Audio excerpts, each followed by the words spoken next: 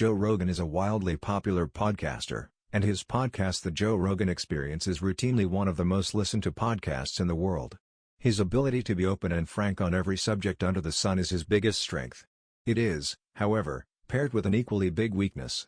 Here are 5 of the best Joe Rogan conspiracies.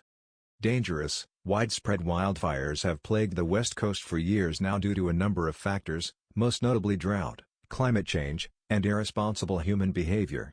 One factor that didn't cause the fires was left-wing people suffering from madness who want your head and they want blood, and they don't seem to be willing to settle for anything less. The FBI was quick to debunk the claim. The moon landing was faked. It's such a fun conspiracy because it's relatively harmless and somewhat plausible. The US would kill to win the space race, and though we did indeed win it for real, no fakery needed, it is completely believable that we would have faked a landing if it meant a win. Rogan has since come around on his views, saying that he had previously looked at the evidence without objectivity and that, once he had tried to be as objective as possible, he realized he was wrong. South African white genocide. One of the more extremist conspiracies Rogan has propagated is the thoroughly debunked, very far-right claim of white genocide in South Africa.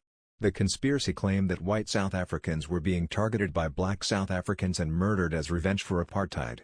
The problem is that the conspiracy was initially circulated by problematic white nationalist group AfriForum, and based on a deliberate misinterpretation of the country's murder statistics.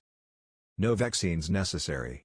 Probably the biggest controversy for Rogan was his assertion that healthy people don't need to be vaccinated against diseases.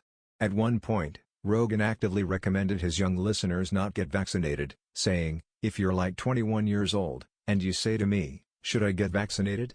I'll go no." His reasoning: if you're a healthy person, and you're exercising all the time, and you're young, and you're eating well, I don't think you need to worry about this. His friendship with Alex Jones.